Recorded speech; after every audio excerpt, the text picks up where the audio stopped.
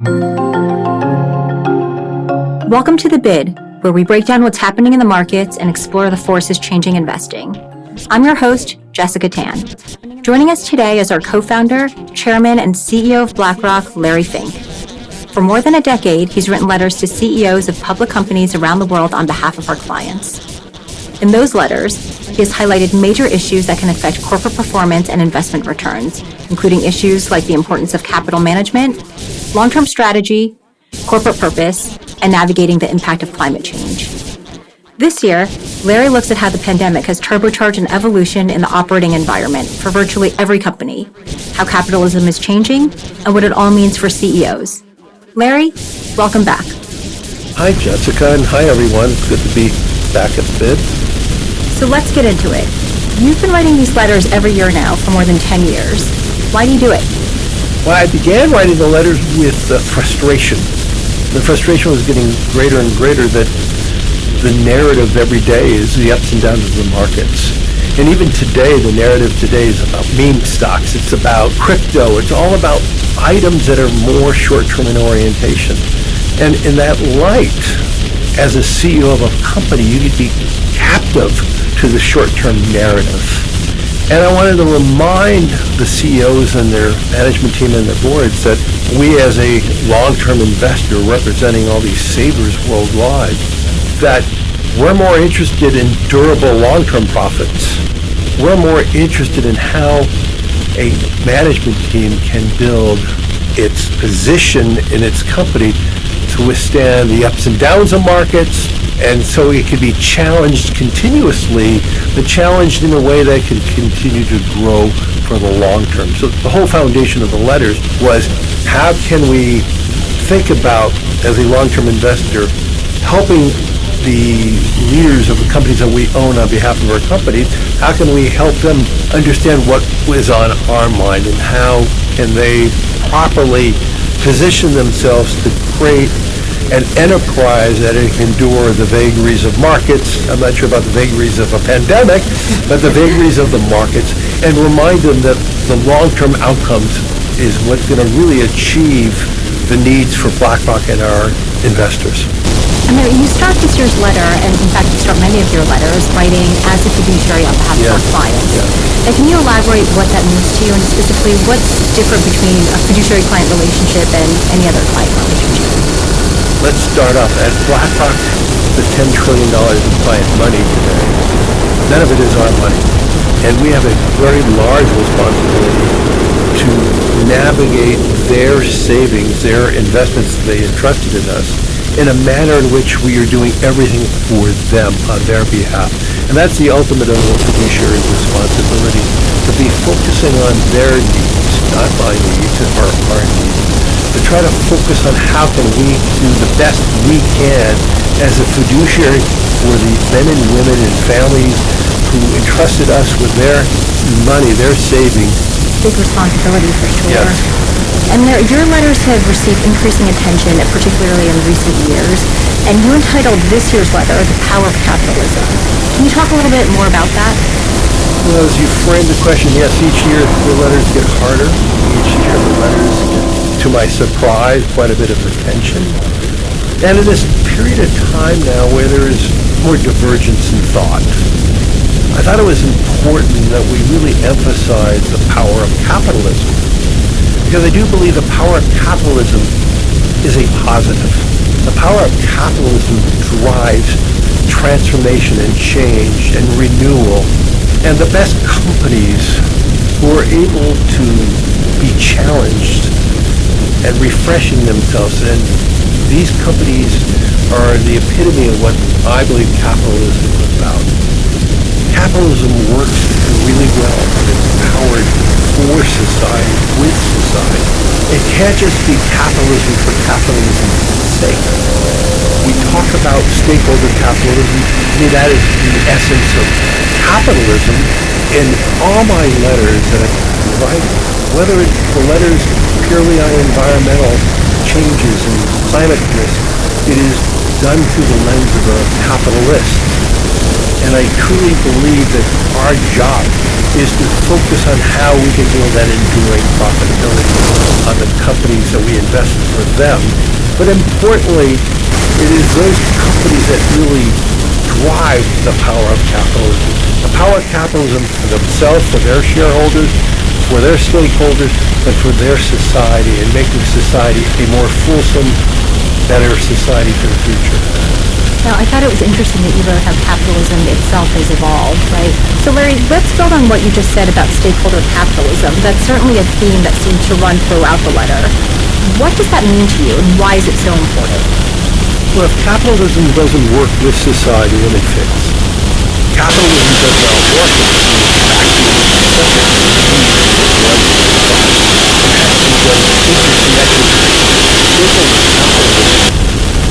in my mind, is what capitalism is all about. As a leader of a company, we have 3 or 4 stakeholders that we have to be conscious of, who we have to be driving our efforts as a leader of our company for their benefit.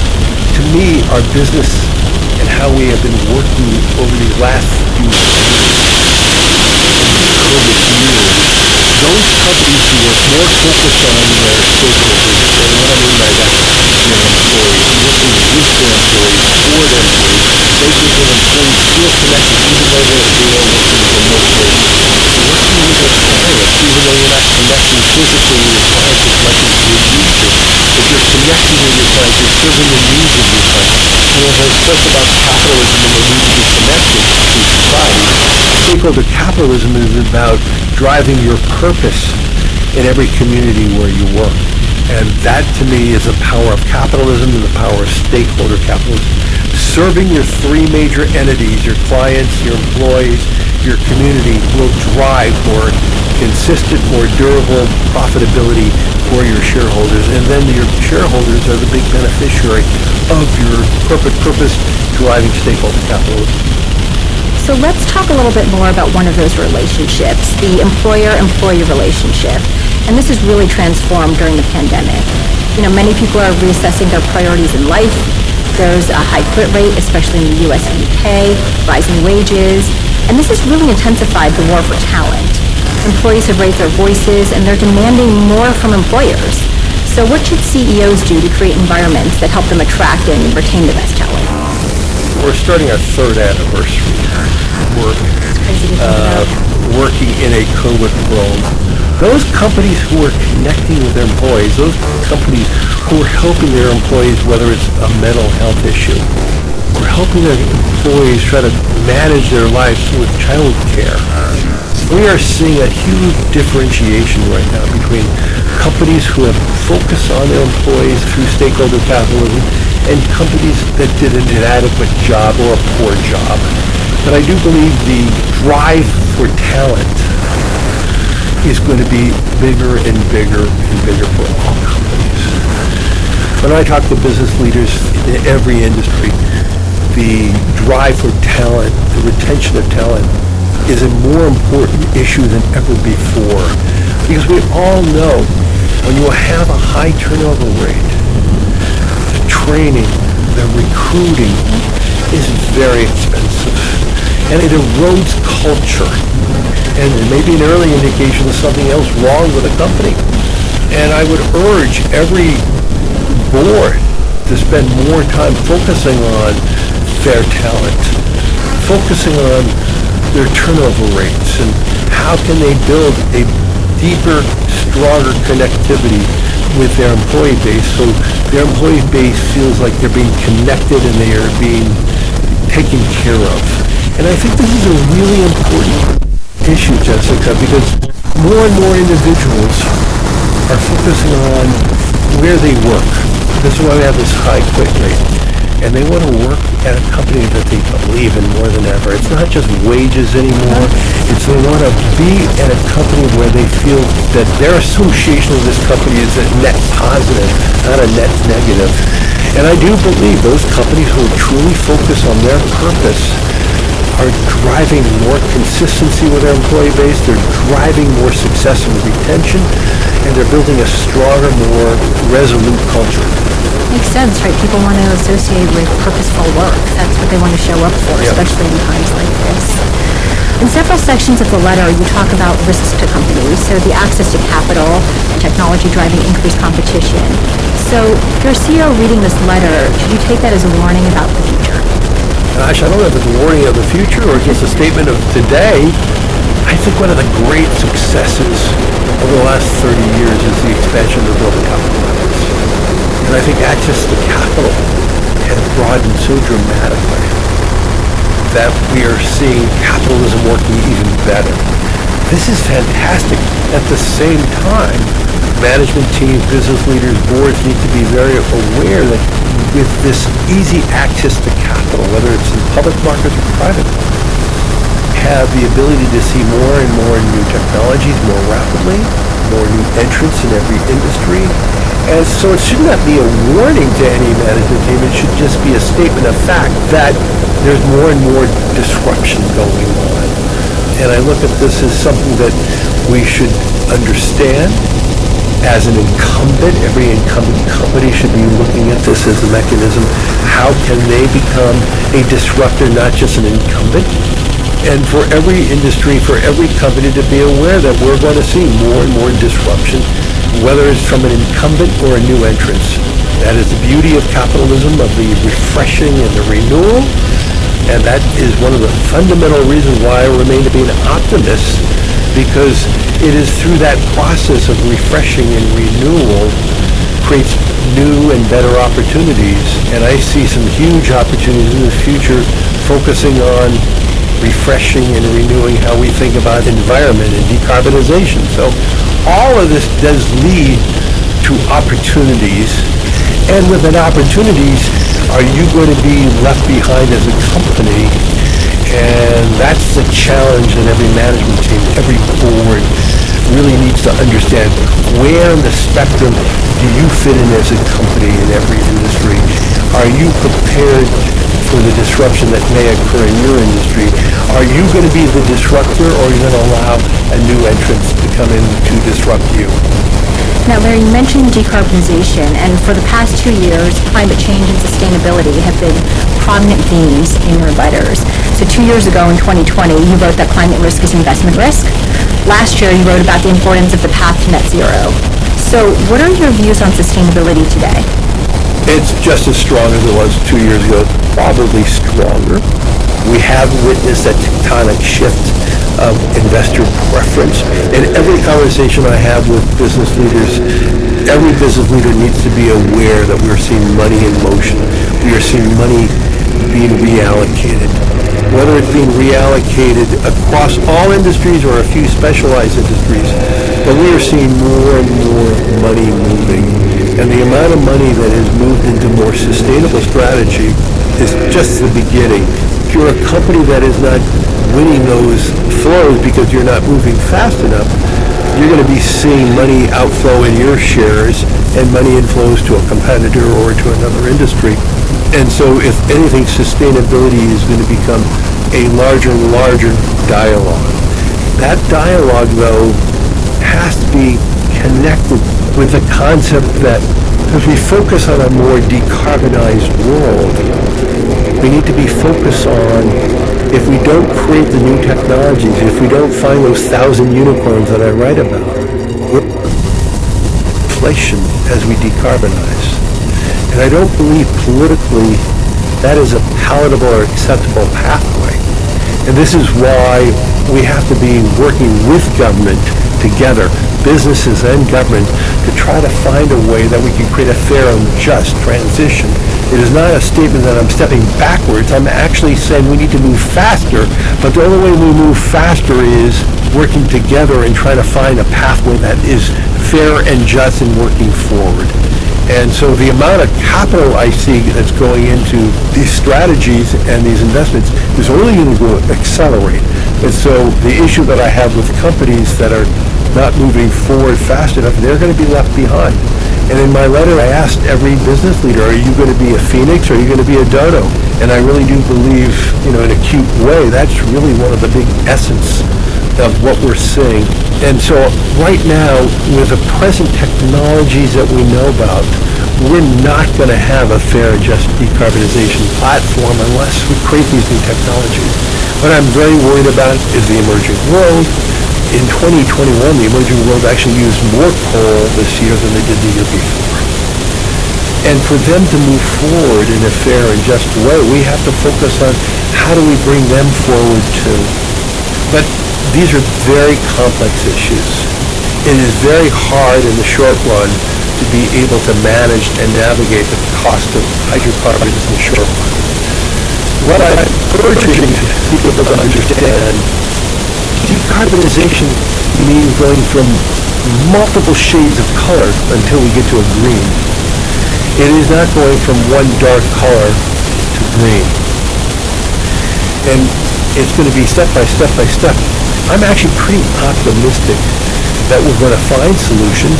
It's certainly not going to be a straight line. It's going to be quite lumpy. And so to get to this decarbonized world, it's going to require governments and business working together. It's going to require huge investments in new technologies. Those new technologies we're going to realize we're going to be able to leapfrog and get to a decarbonized world. But it's so amazing to hear about the investment opportunity that's being created by the net zero transition. You talked about the 1,000 unicorns, so basically the next unicorns are going to be startups that help the world decarbonize. We obviously read a lot about electric cars, about hydrogen, clean energy. So are all the opportunities in startups, or what do you think the role is for traditional energy companies to play in the net zero transition? During 2021, I spent a great deal of time talking to leaders of incumbent hydrocarbon companies. I'm pleased to say there is huge recognition that they want to be a leader in this decarbonizing world. They certainly have the science and the technology to really understand how can we move to a more green world. How can we move into new areas like hydrogen, and how do we create more renewable type of energy that will not pollute the world? So our job is to work with them, not against them. This is why I've been repeatedly saying that I am against divestiture. I'm against even the hydrocarbon companies selling their assets to private companies because it doesn't change the world's net footprint.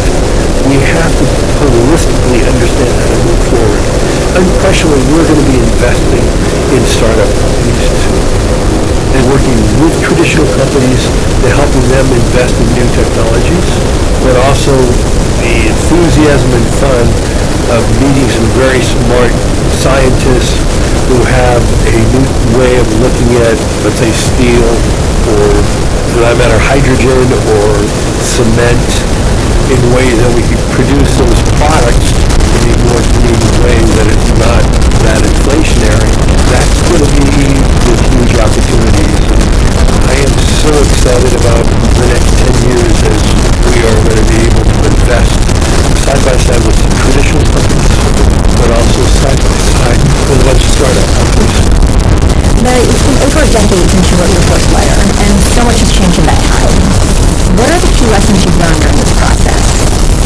Well, I think over the last 10 years, if you think about how many crises we lived in over the last 10 years, and yet we moved forward. So, probably the most important thing I can say I learned is the power of the markets, the power of capitalism, the power of successful ideas and what they can do to create real value. And I would probably just say, more than ever, in my 40 plus years of doing this, what optimism does prove out to be a successful strategy. That is not to say we're not going to have downdrafts. It's not to say we're not going to have setbacks. It is not to say that we're not going to have some very serious disruptions in the short run. But we find solutions. We move forward. We work together with society.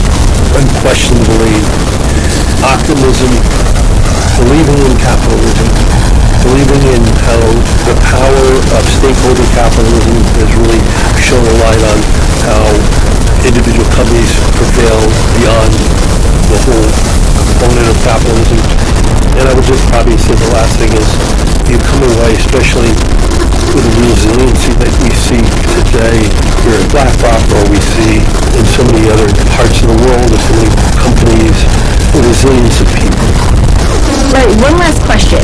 Building off of what you just said about you being an optimist and the lessons that you've learned, as we begin 2022 and look toward the future, what are you most optimistic about? That we're going to find solutions and we're going to build a better future. I mean, we are building a better future, and the key is how can we even make it more inclusive for more? How do we build a better future for more? I think the quit rate is a great example of optimism. Optimism is probably deeper within society today than just a few.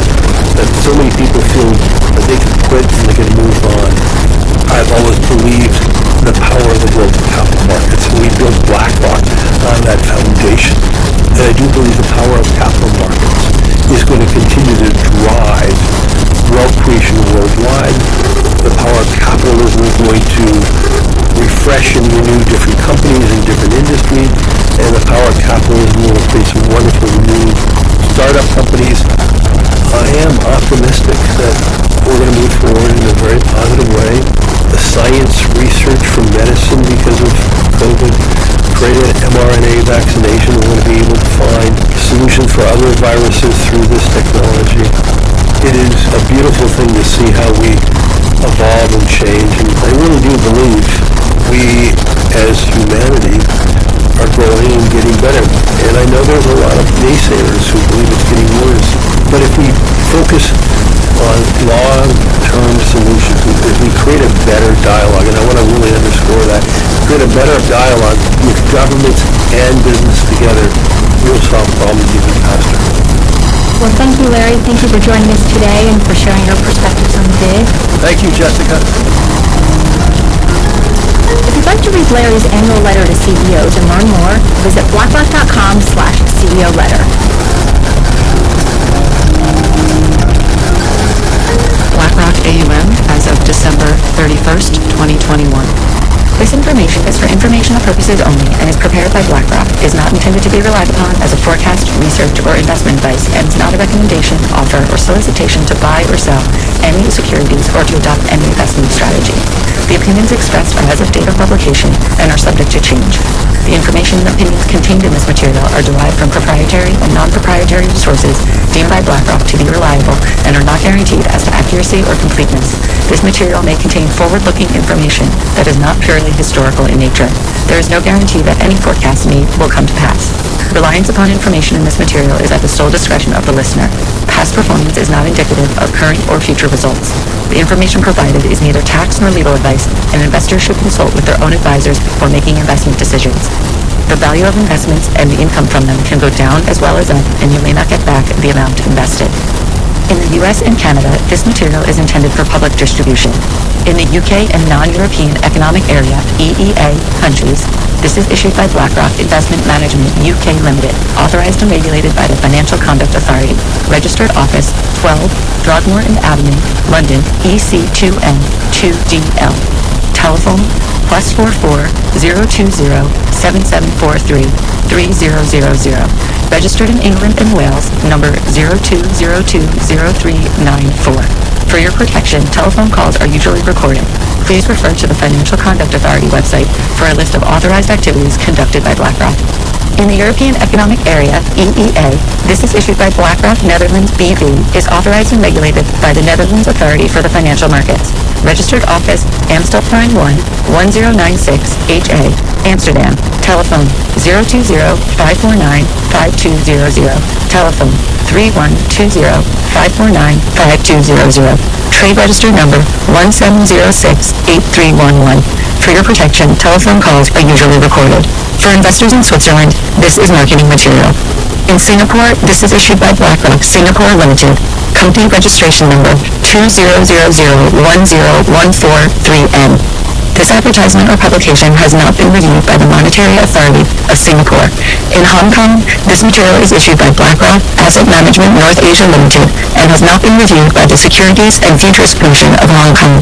In Australia, issued by BlackRock Investment Management Australia Limited ABN 130616597 AFSL 230523 BIMAL. The material provides general information only and does not take into account your individual objectives, financial situation, needs, or circumstances. Before making any investment decision, you should assess whether the material is appropriate for you and obtain financial advice tailored to you having regard to your individual objectives, financial situation, needs, and circumstances. In Latin America, this material is for educational purposes only and does not constitute investment advice, nor an offer or solicitation to sell or a solicitation of an offer to buy any shares of any fund, nor shall any shares be offered or sold to anyone in any jurisdiction in which an offer, solicitation, purchase, or sale would be unlawful under the securities law of that jurisdiction. If any funds are mentioned or referred to in this material, it is possible that some or all of the funds may not have been registered with the securities regulator of Argentina, Brazil, Chile, Colombia, Mexico, Panama, Peru, Uruguay, or any other securities regulator in any Latin American country, and thus may not be publicly offered within any such country.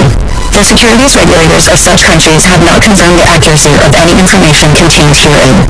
The provision of investment management and investment advisory services is a regulated activity in Mexico, thus is subject to strict rules. For more information on the investment advisory services offered by BlackRock Mexico, please refer to the Investment Services Guide available at www.blackrock.com/mx. Copyright 2021, BlackRock Incorporated. All rights reserved. BlackRock is a registered trademark of BlackRock Incorporated. All other trademarks are those of their respective owners.